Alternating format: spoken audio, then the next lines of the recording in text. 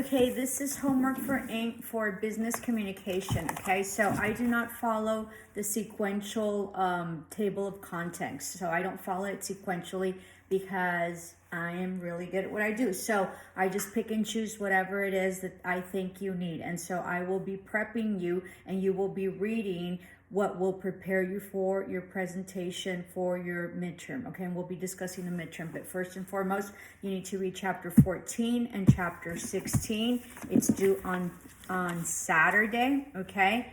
And part of that is so you can do your presentation and your research project for your midterm, okay?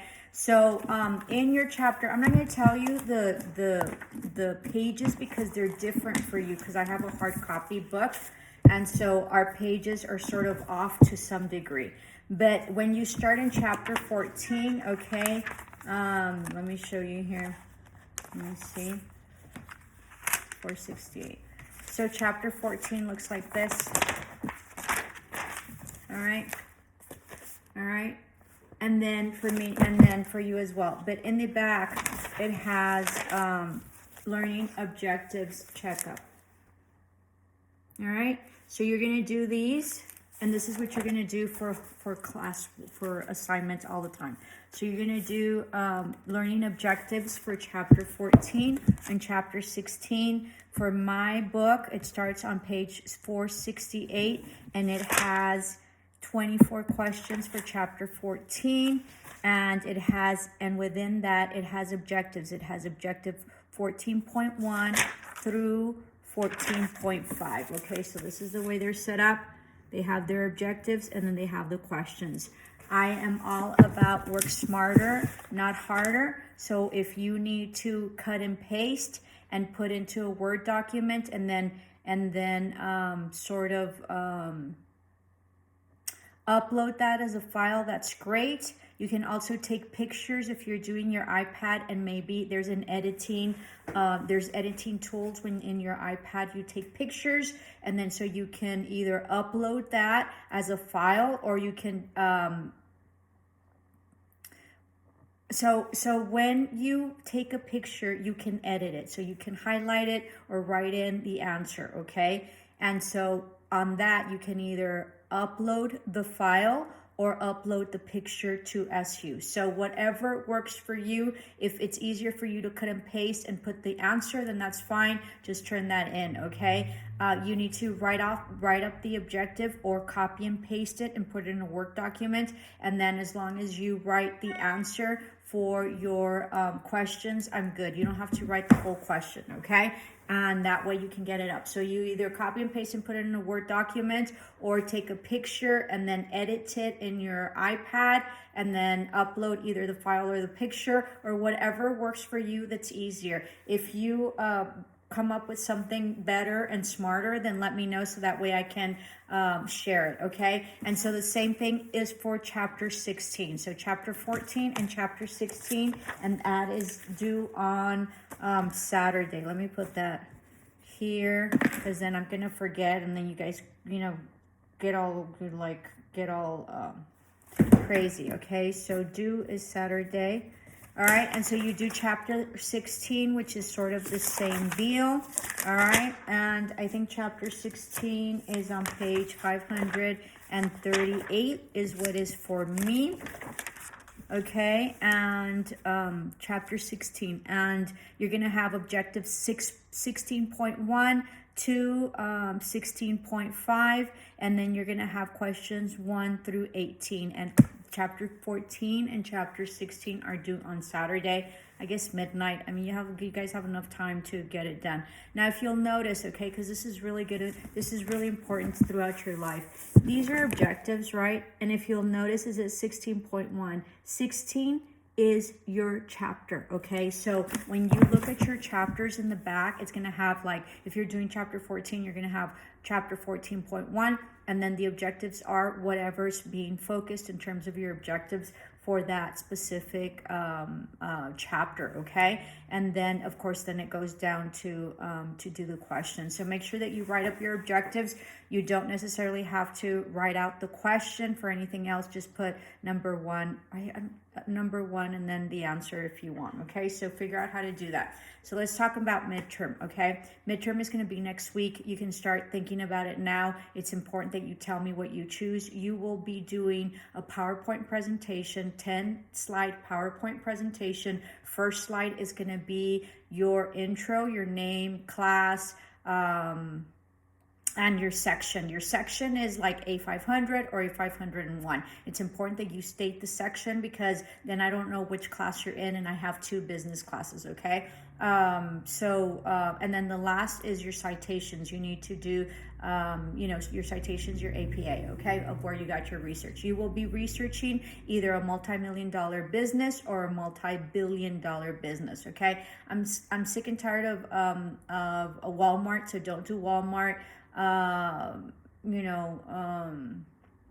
I'm sort of sick and tired of of Amazon, because he doesn't even pay any taxes, and I'm really mad about that. And I'm like up to here about, Amazon, although they're very, very interesting. If you want to research him, he's very interesting. I think they made, I don't know how many billions or maybe $1 trillion during the COVID. So very, very interesting. So I highly encourage you to, pick, a business and a company or corporation that you're very much interested in. Last term, I had a lot of businesses and corporations and companies that I had no idea existed. Okay, so that was really, really neat. All right, so be working on that.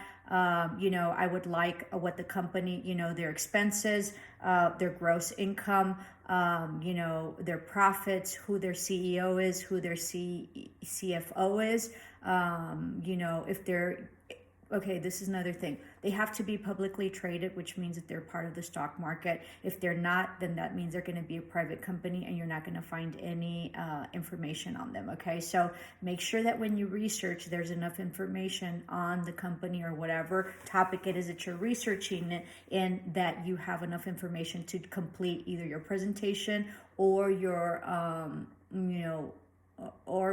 your research of whatever it is that you're doing for whatever reason. Because if you don't, then you're going to have a really hard time. So if you find that there's a company, or when you're doing your research and it sort of doesn't turn out and you don't have enough research on it and you can't find enough data on it, make sure that you go back and you tell whoever, like either your teacher or your boss, hey, you know what, there isn't enough data, and it's better that you just sort of come clean and then sort of change it, because it's horrible to try to do a presentation with something that you don't have any information on, or the information is limited. Okay, so that's why you can't wait till the last minute. All right, so that, let's see, give me a history of how the company was built. If you could find out, who the founders were, and then of course how much money that they started with, that would be great, and how it is that they got the funding, because the name of the game for businesses is to get the funding. Okay. The other thing is that just their income expenses. Okay, so usually you can find the income. They usually have it by quarters, and that gives you the whole year, and they usually have like tables. Last term, most of my students, found a table that sort of stated all that, their gross operating expenses, and then their gross income and profits and all that. And so that was really neat to see that table. Okay, so the midterm is for next week, but you can start thinking about your company now. And if you get that done this week, then you have next week free. Okay, I will be putting up the link for homework this week, probably today or tomorrow, probably tomorrow, day after, and then for midterm, I'll probably put it in at the beginning of next week. So I highly encourage you to start your midterm. This looks like a lot of work, but it isn't. I highly encourage you to really read appropriately. It's very important, because if you don't have a business and you're not interested in business, you are your own business and you represent yourself, okay? And you are your own business. So whether it's for a career, profession, or business, or a side hustle like me, right? This is sort of my side hustle. It used to be my career, but now it's sort of, what I do as, sort of like, part of my whole conglomerate, right? And then of course I have my business, who I'm actively pursuing and expanding. Okay, so you are your own business and you represent yourself. Okay, so be mindful of that, and be mindful of that through social media, and be mindful of how you carry yourself, because everything is out in public. And it's sort of like, excuse me, let me get a Kleenex because I need a Kleenex. I'm so sorry. I could have started over, but I'm already 10 minutes and I don't want to repeat it. So be very careful. It's sort of like, the Capitol that was invaded or whatever. And I don't care what anybody says, but those weren't protesters. So I'm just going to call it for what it is. Okay. They were not protesting.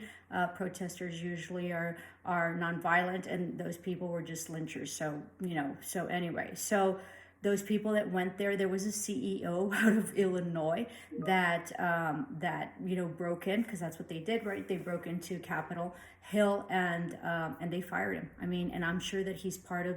I mean, if you're a CEO, that means that you probably own part of the company, or you have some stocks, or you're CEO, you're the head honcho. So if you're not the owner, right, and you don't have partners, then you're pretty high up there. They suspended him immediately. He came out, talked to the media, said that he was in the wrong place at the wrong time, which I thought was really funny, right? You chose to be there. And then just recently I saw in the paper, in the media or the news, that they fired him. So very interesting. So I'm sure that he's a huge liability for the company, and he's a huge loss, because they cannot afford to have someone like that, because it's going to affect their revenue. I also saw on Twitter that canceling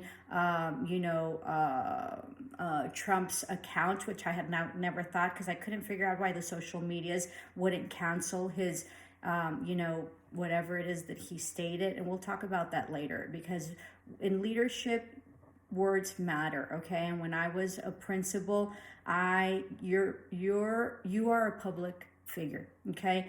And so your life is not your life. Okay. Period. All right. And so I had like students or families that would invite me to Peter Piper, right? Or we would have events at Peter Piper or whatever. Or I would sometimes go to Peter Piper because I have family that, that goes, and, you have Peter Piper, whatever, whenever we used to get along. And, of course, it's always great to have like beer with, your pizza, right? I would never have beer. They're like, hey, Miss Irene here, or with my family, do you want a beer? I would never have a beer ever. I was in a public setting, and I didn't want to, for people to take pictures of me, even though it was just a sip or maybe just a glass. And I hardly don't drink. I'm not a drinker. So I didn't want to be viewed or perceived, or for whatever picture anybody took, that it would be misconstrued. So I was very conscientious of my public figure. It's a whole different world, right, when you are a public figure. So very interesting. Back to Twitter. So Twitter finally canceled, President Trump's account. But I think, and I don't know, you guys, look it up and comment in the comments below, because I wasn't planning on talking on Twitter, but it just came out, right? Because this is what I do, and this is what, being in business is. Okay. So I think it was like 2 billion, I think, in losses or something like that, because of the people that he brought in, or I don't know precisely. So I can understand now that from a profit and from an income perspective, why they were resistant to close out his account. So very, very interesting. If somebody can state it, I don't think it's 2 million. It was something like crazy, like 2 billion or something. Okay. There was another thing I was going to tell you all that was very, very important, and it just slipped my mind in terms of business. I don't know, start thinking about your business, the business that you want to study. There's, part of life is being curious, right? And I always, even before I became an entrepreneur, although I come from family that are entrepreneurs. My brothers, mostly all of them are entrepreneurs. My father had his own business. My brother-in-law had his own business and was an attorney. So I had that like in my blood, right? And so when I finally finished with education, I just sort of took the leap, and I haven't regretted it one bit. I mean, I love it. I love what I do, and I have, not only one business business, but several, right? I have my dream interpretation, and I go out to the farmers market on the weekend, and I do tarot and oracle readings. I also do dream interpretation. So I usually gross about, I don't know, anywhere from like 120 to 200 on a good day, like 240 for about 4 hours. So it's really, really neat. I also love what I do, right? And so you can see that probably in whatever it is that I provide, whether it be real estate or education, or my side little hustle on dream interpretations, which is sort of like a hobby that has sort of turned into like somewhat of a little income. It hasn't been steady, but it's a little income. So expand, right? And just be curious about life. And I guess that's what I'm gonna say. So the first term that I had business communication, my students were so mad. Like, they were so mad that they had to take business communication. They were so mad. They were belligerent to me, and they were very offensive and very mean to me. And when I told them what my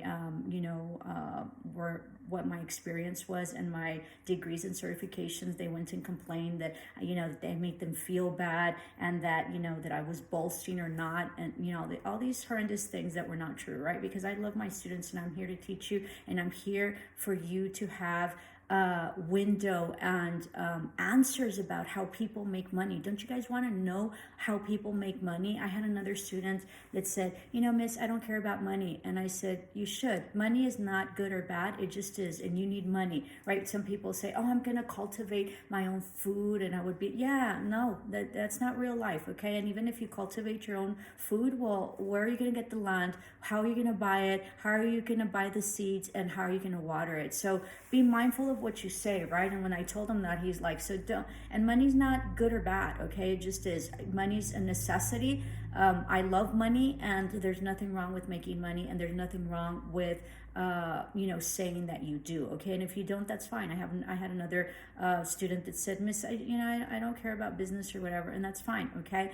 But understand that your business communication is very important, because it's not only about business, but it's about communicating in the business industry, your careers, and your profession. And if you all think that the medical industry is not a business, it most definitely is. It is a probably $1 trillion business by this point, because when I started saying this, it was a multi-billion-dollar industry. So I'm sure that it's super, super high up. And you guys are living an extraordinary time about COVID.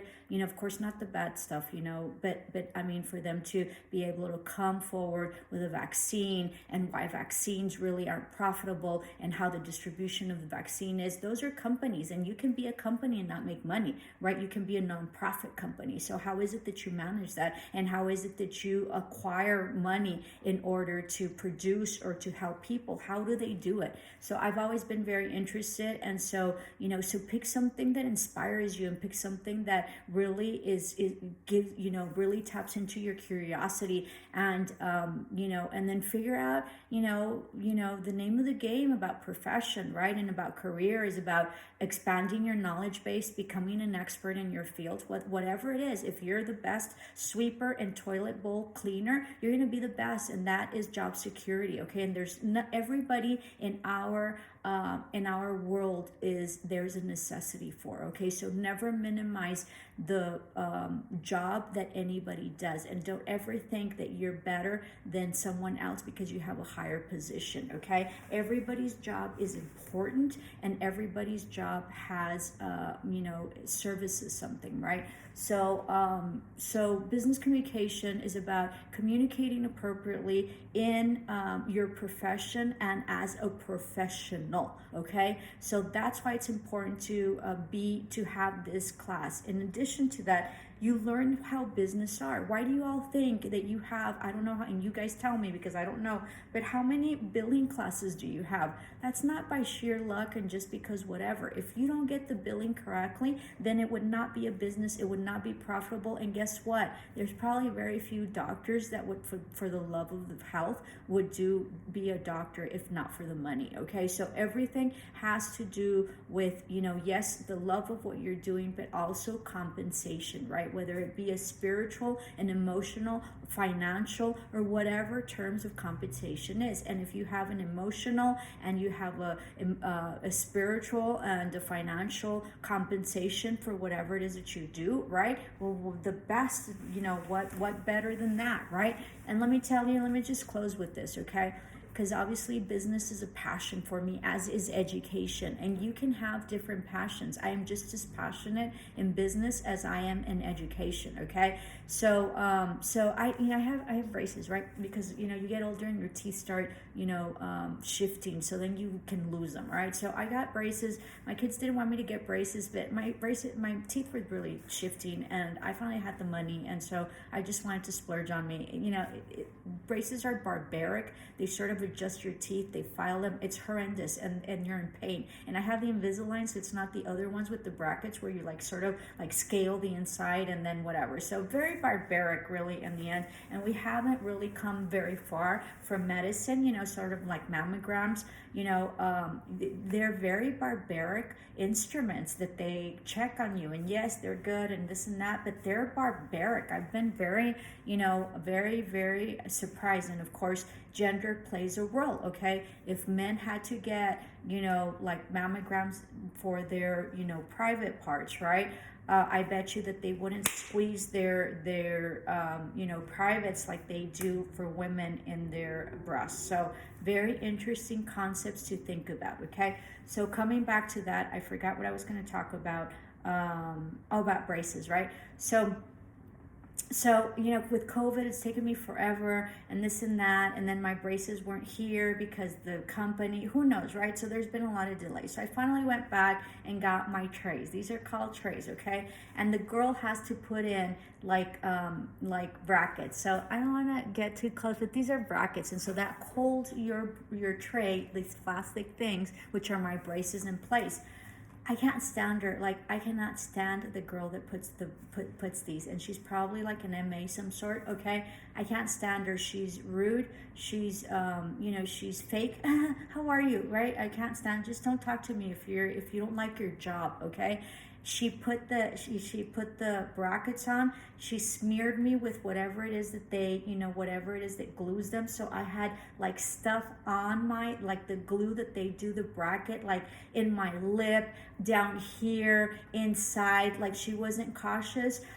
She just whatever. I was choking because they have you with that thing, that you have that, big smile or whatever, and they separate your mouth, right?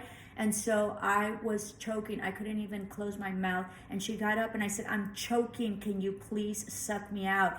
And so I was really, really, really angry, okay?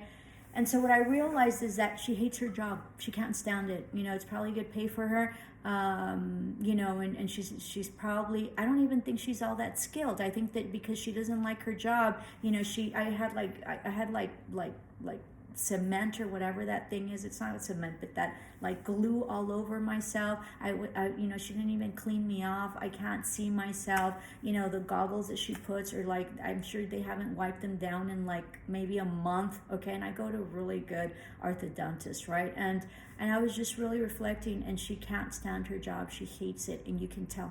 You can absolutely tell. She's brusca. She's not soft, okay?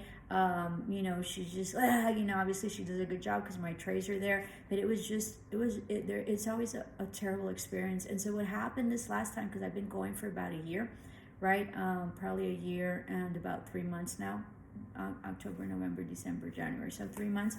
I just, I'm always really pleasant and very polite, no matter what, and I hardly ever complain, because it is what it is, right?